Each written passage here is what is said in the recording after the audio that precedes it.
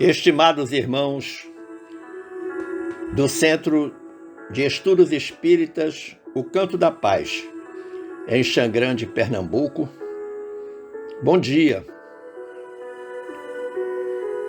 Que a paz do amorável Jesus esteja em todos os corações aqui presentes, balsamizando dores, esclarecendo dúvidas, enxugando lágrimas, fortalecendo a fé. Foi-nos solicitado refletir hoje sobre o tema o Natal e o Espiritismo.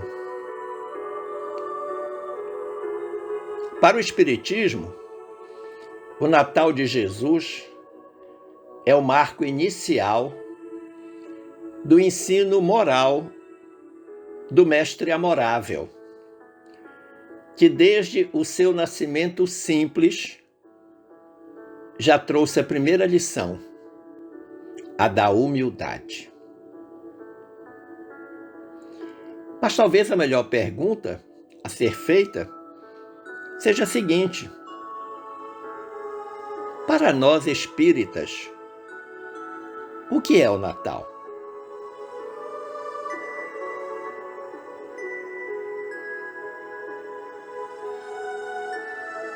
Havia muitos anseios ante a chegada de Jesus entre os judeus daquela época. A vinda do Messias era aguardada com ansiedade, dadas as profecias que anunciavam esse momento, especialmente a de Isaías. Humberto de Campos, o irmão X,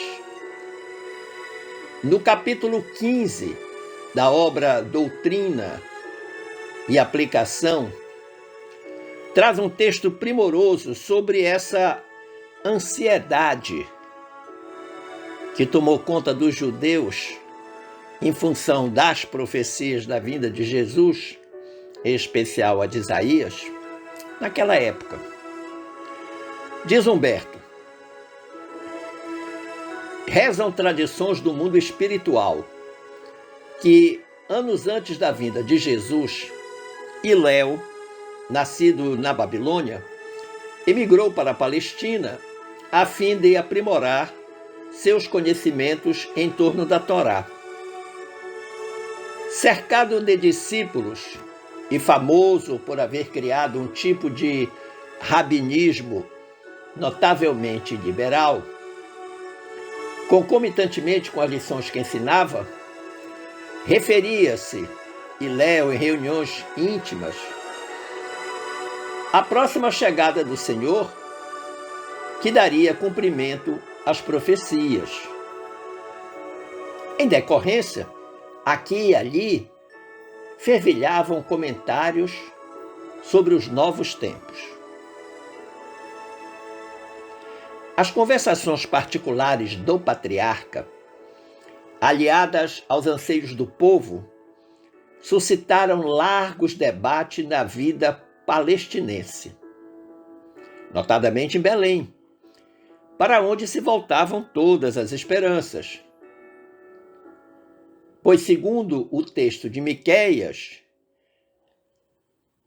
sabia-se: e tu, Belém de Judá, não és assim tão pequena, porque de ti sairá o guia de Israel, cujas origens se perdem nos dias da eternidade. À vista disso, diz Humberto, por muito tempo antes do nascimento do Cristo, na bela cidade de Davi, as mais importantes famílias faziam orações e sacrifícios a fim de receberem o enviado.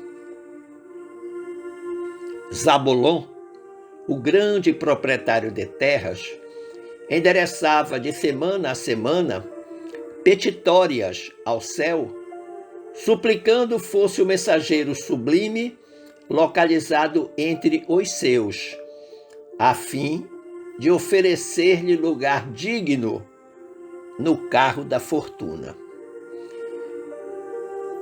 Preste atenção, meu amigo, minha amiga, meu irmão, minha irmã, que os interesses em torno de receber Jesus não eram espirituais. Prossegue Humberto. Gade, o negociante de sedas, implorava a Deus viesse o orientador dos séculos comungar-lhe o círculo da família, prometendo engajá-lo desde cedo entre os parentes prestigiosos em função no Templo de Jerusalém. Rubens, o criador de camelos, exorava bênçãos do Eterno a fim de que se lhe desse a graça de acolher o Messias no próprio lar, imaginando programas de exaltação para ele já a partir da meninice. Jonas, o joalheiro dos joalheiros, prometia tesouros ao Santo dos Santos, em retribuição pelo aparecimento do Salvador em sua própria casa. Ezequias, o rico fornecedor de cavalos, enviava petições incessantes ao Senhor dos Exércitos, instando para que o excelso emissário lhe fosse entregue no berço, de maneira a orientá-lo para a libertação política de sua gente. Os mais estranhos requerimentos subiam à consideração do Todo Misericordioso. Planeava-se o futuro do Messias de vários modos. Para uns, deveria ele formar entre os maiores orientadores rabínicos de seu tempo. Para outros, era certo que tomaria as rédeas do poder a fim de restituir a Israel a independência esperada. Para outros e outros ainda, assumiria a autoridade da cultura e do ouro, fazendo-se invencível comandante de legiões. Acumulavam-se os projetos pessoais dos poderosos do mundo para aquele que chegaria na condição de interventor celeste. Dizem que o Pai Supremo estudou longamente os desencontrados apelos que lhe eram endereçados, e conquanto permitisse, confiantemente, que José e Maria sofressem pesadas humilhações na chegada a Belém, determinou que Jesus Cristo nascesse ao pé dos animais, num leito de chão, desvinculado de todos os compromissos da terra, para que a revelação da eterna verdade não ficasse escravizada a ninguém. Ora, meus irmãos, desta narrativa belíssima de Humberto de Campos, nós podemos concluir que Jesus frustrou a expectativa de muitos, pois ao invés dos palácios e do Fausto, ele preferiu a simplicidade da manjedoura, outorgando-nos de imediato a primeira lição, a lição da humildade. Muitas especulações existem em torno do nascimento de Jesus. Muitas. Mas nenhuma delas acrescenta nada ao fato maravilhoso que dividiu o tempo em antes e depois de Cristo. Nada consegue mudar o sentido da beleza do nascimento de Jesus. Apenas 2 evangelistas narram a chegada de Jesus. Mateus, no capítulo 1 de seu evangelho, dedica os 8 últimos versículos desse capítulo 1, de 18 a 25, a esse fato, de forma simples e desprovida de adereços. O evangelista Lucas é quem dedica 20 versículos ao nascimento de Jesus no capítulo 2 de seu evangelho. Veja-se, por exemplo, que na tradição que acompanha a humanidade desde muito tempo, está inserida na descrição do nascimento de Jesus que havia na gruta um boi e um asno. Mas Lucas, no seu evangelho, narra apenas: e teve um filho primogênito, e o enfaixou e o deitou em uma manjedoura, porque não havia lugar para eles na hospedaria. É preciso que a gente recorde que a mobilização de José e Maria, àquela época, se dava para atender o censo de Quirino, como a dos demais judeus. Censo esse que se dava por uma questão exclusivamente fiscal dos romanos, na busca incessante dos impostos cobrados aos povos conquistados. Ora, era previsível que nessa movimentação toda as estalagens ficassem lotadas de viajantes, razão pela qual os pais de Jesus não encontraram lugar para hospedar-se. A narrativa atribuída a Lucas é bela e poética, mas a exegese bíblica sugere que não guarda fidelidade aos fatos. Dizem os historiadores que na época que Jesus nasceu, em função do censo, a movimentação na região foi de quase 1 milhão de pessoas. Muitos exegetas afirmam que Jesus nasceu em Nazaré.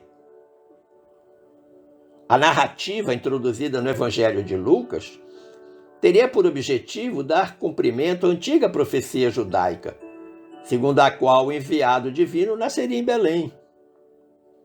Daí a suposta viagem no controvertido censo. Desconhece-se o dia exato do nascimento de Jesus. Surge então uma pergunta: quando e onde nasceu Jesus? Para nós compreendermos isso, ou esclarecermos-nos de forma mais efetiva, nós precisamos revisitar a história para compreender esses dois aspectos de quando e onde nasceu Jesus. Quanto ao ano, por exemplo, parece haver um dissenso, pois Jesus teria nascido 4 anos antes da data comemorada. Mas as dúvidas que envolvem o natalício do Senhor, longe de tirarem o brilho e a beleza do Evangelho, apenas demonstram que não devemos nos deter em detalhes plenamente dispensáveis. Devemos centralizar nossa atenção no que há de relevante no seu nascimento, que é a sua missão, o objetivo da sua missão. Jesus veio ensinar como construir o reino divino a partir do alicerce fundamental: o amor a Deus sobre todas as coisas e ao próximo como a nós mesmos. Em boa lógica, sob o ponto de vista humano, Jesus deveria ter nascido filho do imperador romano, cercado de pompas e circunstâncias. Ao contrário, nasceu de um simples carpinteiro. Mas você pode estar se perguntando de onde provém a data 25 de dezembro. Temos de novo que voltar à antiguidade, revisitar a história. Na antiguidade encontramos uma festa muito curiosa, realizada na Europa, melhor dizendo, realizada na Europa Ocidental. Era uma festa em honra ao deus Apolo, que demarcava oficialmente a entrada do solstício de inverno, portanto no final do ano.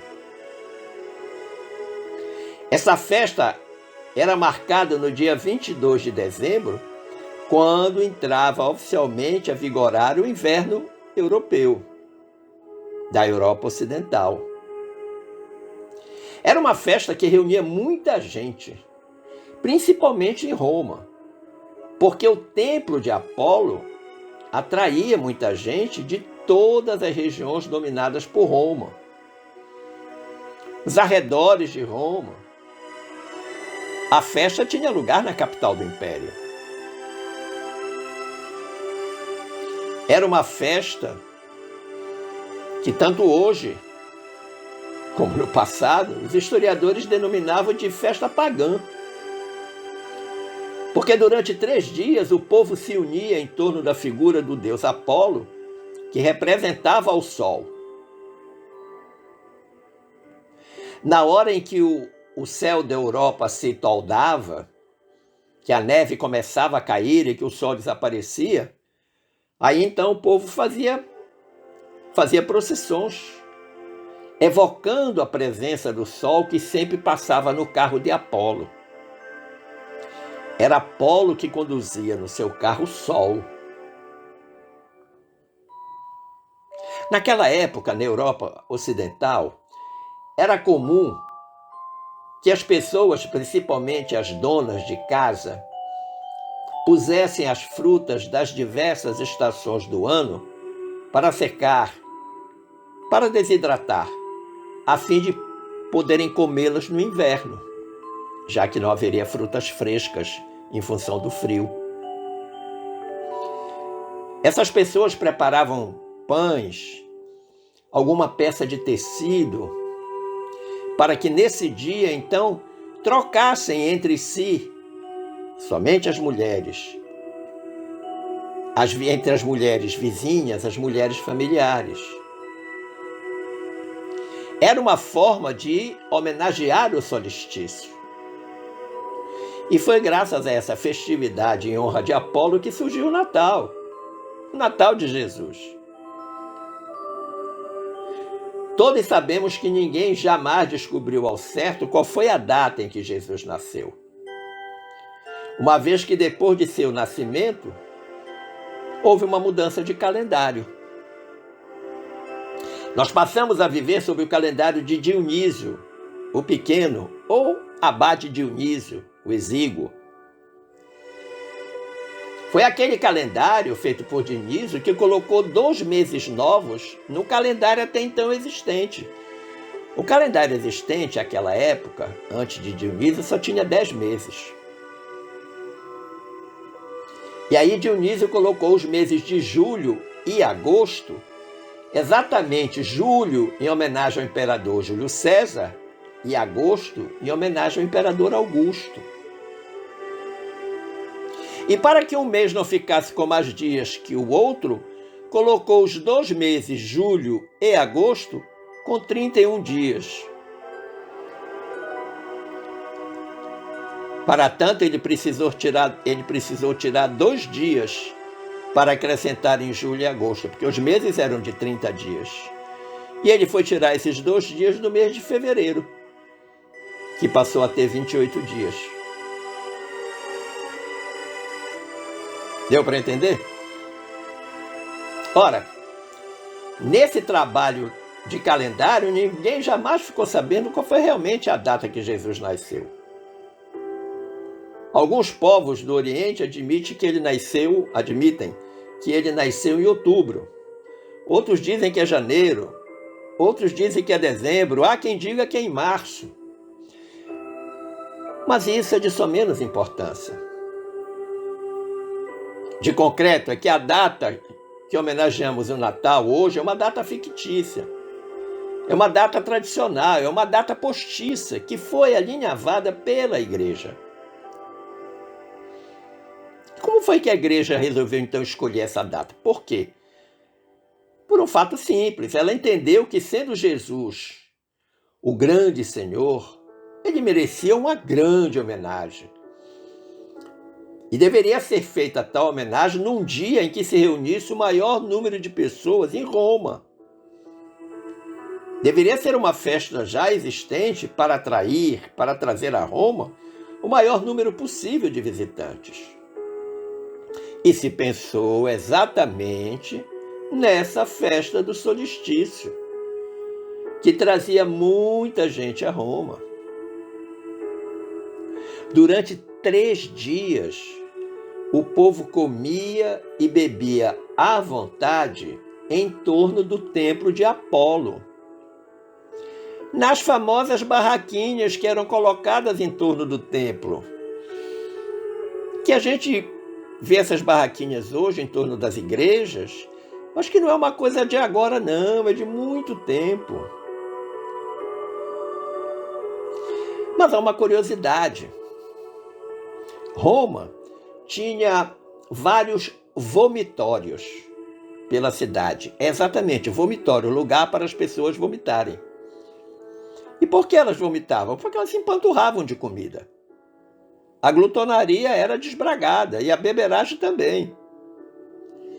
Então o povo comia bastante, bebia bastante e ia descarregar para comer de novo. E isso acontecia durante 3 dias. Era uma festa pagã de comidas e de bebidas sem limite. Ora, no 3º dia da festa do solstício, que é o dia 25 de dezembro, se dava então a grande procissão com a imagem do deus Apolo, que rodeava o templo numa procissão e voltava ao seu altar sob o delírio, os aplausos, a ovação do povo excitado, ébrio e feliz a seu modo. Não se pode condenar nem criticar. Eles estavam felizes, eles acreditavam naquilo que estavam fazendo, que era a festa notável do solstício. A partir daí, a festa de Jesus Cristo foi realizada no solstício de inverno no mês de dezembro, na Europa Ocidental. Desde aí, então, o mundo cristão passou a admitir que Jesus nasceu no dia 25 de dezembro, na madrugada do dia 25.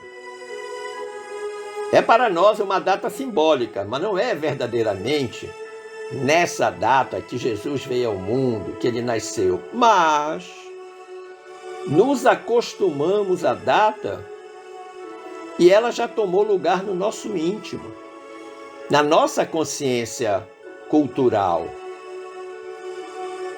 Por causa disso, não há nenhum problema em escolhermos qualquer data para homenagear a vinda do nosso Mestre ao planeta. Mas como é o Natal contemporâneo, o Natal de nossos dias? Ainda é um Natal pagão. Não nos lembramos do aniversariante. E aí eu destaco, então, que é preciso refletir o Natal não segundo o Espiritismo, mas segundo o Espírita. Pois é ele, o Espírita, quem vivencia a data. Mas vivencia de que forma? É fato que nos rendemos às tradições vindas de outras partes do mundo, as quais foram incorporando elementos que nada têm a ver com a essência do nascimento de Jesus.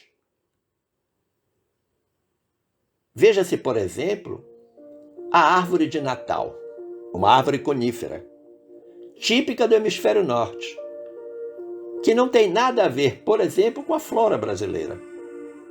Não obstante, ela ter sido plantada em alguns estados do sul, onde adaptou-se plenamente, em face do clima frio lá existente. Outro aspecto singular, a troca de presentes. Ela já vem da antiguidade, é fato. Só que agora ela tem um outro formato, que é o formato materialista, utilitarista. É o Natal do lucro, o Natal das vendas. Há toda uma máquina incentivando todos nós ao consumo. Os presentes de hoje, quanto mais caros, mais demonstram afeto. E como coincide com o final do ano letivo escolar, o presente do Papai Noel fica, na maioria das vezes, atrelado à aprovação na escola. Quanto maior a nota, melhor o presente. Um comércio vergonhoso. O Santo Claus dos europeus, por exemplo, foi vestido de vermelho pela Coca-Cola na década de 30 do século passado, que passou a ser o garoto propaganda com o nome de Papai Noel. Nós podemos também somar a esses elementos a glutonaria e a beberagem, que também existe hoje. A ceia farta, um grande desperdício de alimentos num país com milhões de pessoas sem ter o que comer diariamente. No dia 25, sobrevém a ressaca física, sem dúvida. Depois do que se come e o que se bebe, vem a ressaca física. Mas eu lhe pergunto, e a ressaca moral? Afinal, nós não nos dizemos cristãos? Onde ficou Jesus na festa do dia 24? Ou melhor, em vez de festa, não seria melhor uma comemoração? Já que festa e comemoração são coisas diferentes? Como disse o grande Raul Teixeira, a partir do momento que sabemos que a data do Natal é uma data simbólica, que nós já introjetamos em nosso psiquismo cristão, vale a pena pensar que Jesus Cristo nasce em nós, nasce em cada criatura, em períodos diferentes de sua vida. E aí você pode me perguntar, então, onde e quando nasceu Jesus? Aí eu fui buscar na belíssima página, cujo título é Cristo nasceu? Onde? Quando? Da obra Em Torno do Mestre. Quando o Espírito Vinícius nos aponta o verdadeiro local e a data que nasceu ou deve nascer Jesus para todo cristão, para todo espírita. Diz-nos Vinícius, invoquemos o testemunho de alguns personagens que figuram na esfera cristã como astros de primeira grandeza. Perguntemos a Paulo, onde e quando Jesus nasceu? Ele nos dirá, foi na estrada de Damasco, quando eu, então intolerante e fanatizado por uma causa inglória, me vi envolvido na sua luz divina. Dali por diante, já não sou eu mais quem vive, mas o Cristo que vive em mim. Indaguemos de Madalena, Maria Madalena, Maria de Magdala, onde e quando nasceu Jesus. Ela nos informará.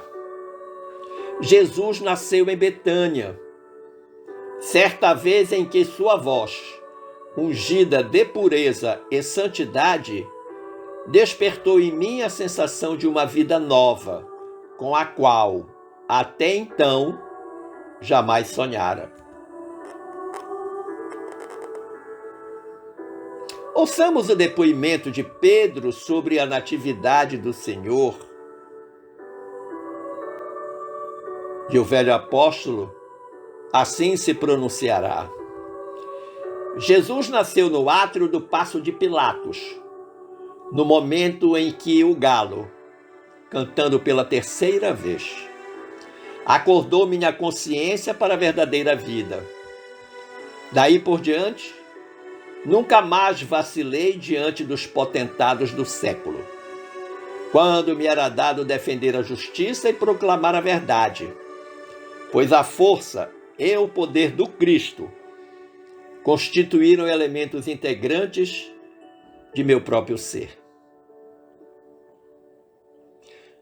Chamemos à baila João Evangelista e peçamos que nos diga o que sabe acerca do Natal do Messias, e ele nos dirá: Jesus nasceu no dia em que meu entendimento, iluminado por sua divina graça, me fez saber que Deus é amor. Dirijamo-nos a Zaqueu, o publicano, e eis o seu testemunho. Jesus nasceu em Jericó, numa esplêndida manhã de sol, quando eu, ansioso por conhecê-lo, subi numa árvore, à beira do caminho por onde ele passava, contentando-me com ver de longe. Eis que ele, amorável e bom, acena-me dizendo: Zaqueu, desce, importa que me hospede contigo.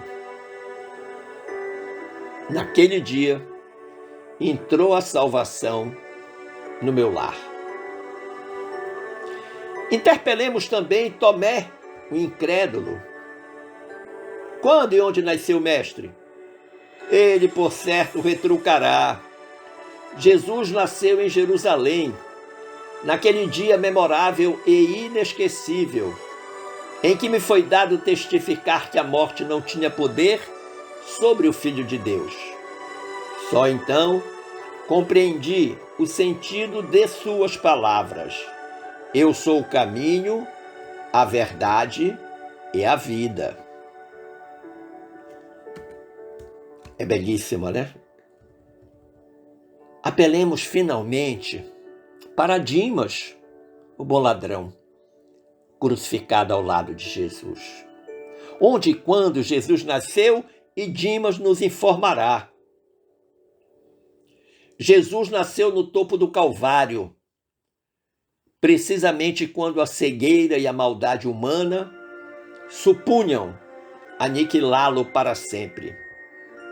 Dali, ele me dirigiu um olhar repassado de piedade e de ternura, que me fez esquecer todas as misérias deste mundo e antegozar as delícias do paraíso.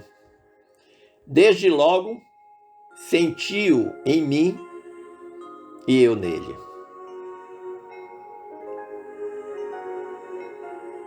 Não tem como nós deixarmos de pensar na missão de Jesus, nas características dessa missão de Jesus. O grande diferencial de Jesus é que ele viveu todos os seus ensinamentos, havendo uma inexcedível lógica entre o que ele falava e o que ele fazia de fato.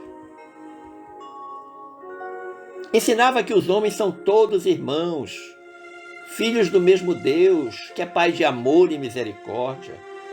Por isso não discriminava ninguém, nem recusava a convivência com a chamada gente de má vida, proclamando que os sãos não precisam de médico. Essa coerência entre a palavra e a conduta. Jesus ensinava que devemos fazer ao próximo o bem que gostaríamos que nos fosse feito. E passou seu apostolado a atender necessitados de todos os matizes, curando os enfermos do corpo e da alma. Ele ensinava que devemos perdoar não apenas 7 vezes, mas 70 vezes 7, sempre. E jamais asilou ressentimentos ou mágoas, mesmo contra os piores adversários. Culminou, inclusive, por perdoar seus algozes na cruz. E mais, ao retornar à convivência dos discípulos, na gloriosa materialização após a sua morte, longe de admoestá-los por tê-lo abandonado no momento extremo, simplesmente os saudou com o carinho de sempre, dizendo: a paz esteja convosco. E convocando-os depois à gloriosa disseminação dos seus princípios. Empenhado em demonstrar desde o primeiro momento que o caminho para Deus passa pelo despojamento dos interesses humanos, das ambições, do comprometimento com o poder, com a riqueza, Jesus preferiu nascer filho de um humilde carpinteiro, no seio de um povo sem nenhuma expressão no contexto de Roma.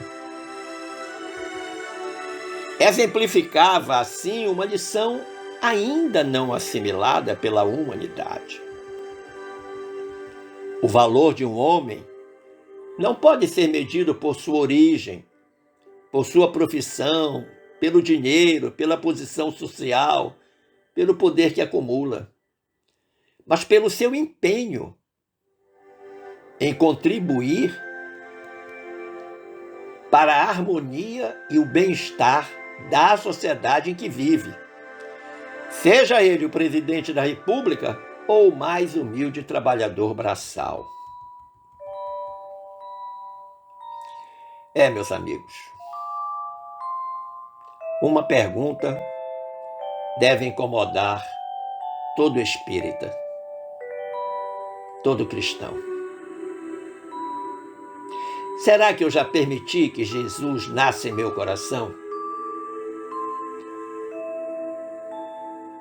Será possível ele existir em mim?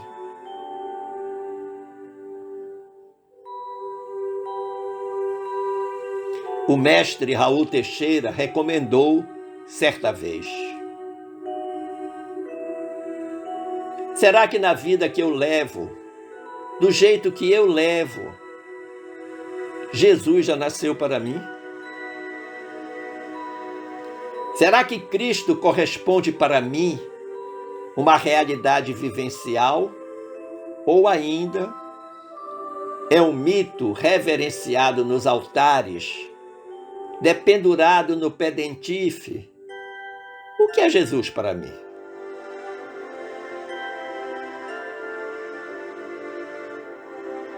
Será que o Cristo corresponde para mim uma realidade vivencial ou ainda é um mito reverenciado nos altares, dependurado no pendentife, no cordão? O que é Jesus para mim? E claro que essa pergunta tem que gerar um compromisso. O nosso compromisso. O Natal é uma convocação a todos nós para a correção do caminho, do rumo. O despojamento da materialidade terrena nos convida à glória do bem. E é por isso que Emmanuel nos ensina no capítulo 1 da obra Saudação do Natal, dizendo: abre o teu coração à glória do bem, para que a glória do bem te clareie o caminho. Todavia, para que possamos realizar semelhante operação na química do espírito, é imperioso que a fraternidade infatigável nos aconselhe, orientando-nos a jornada. Diz ainda Emmanuel: por isso mesmo, na exaltação da solidariedade legítima, é preciso que nossa alma incorpore a si mesma a humildade e o amor, para que os nossos gestos consigam frutecer em talentos de verdadeira felicidade.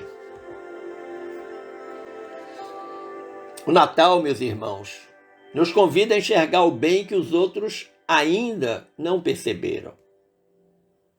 Nos convida a auxiliar onde muitos desistiram do perdão, onde tantos desertaram da caridade. E assim, acenderemos a piedosa luz para nossos próprios pés, à maneira de lâmpada suave e amiga, com que nos ergueremos desde hoje, muito acima da sombra espessa e triste da morte.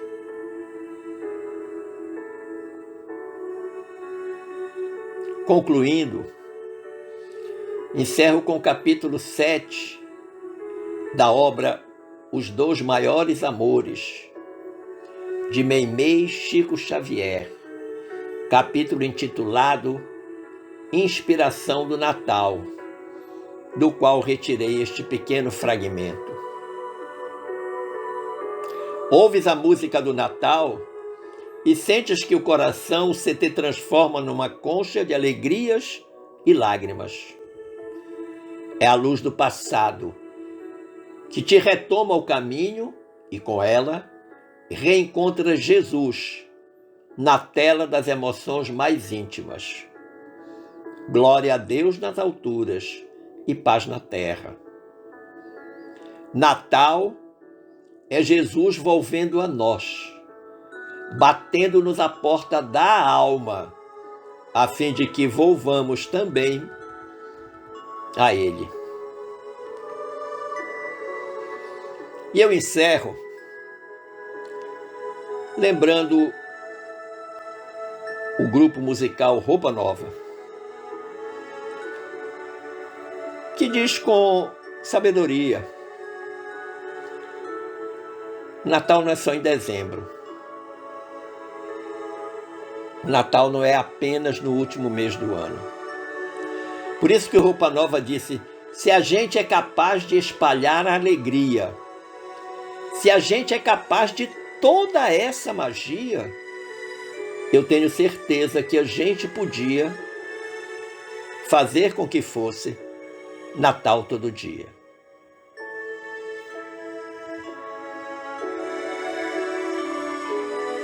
Um santo e alegre Natal para todos. Um forte abraço.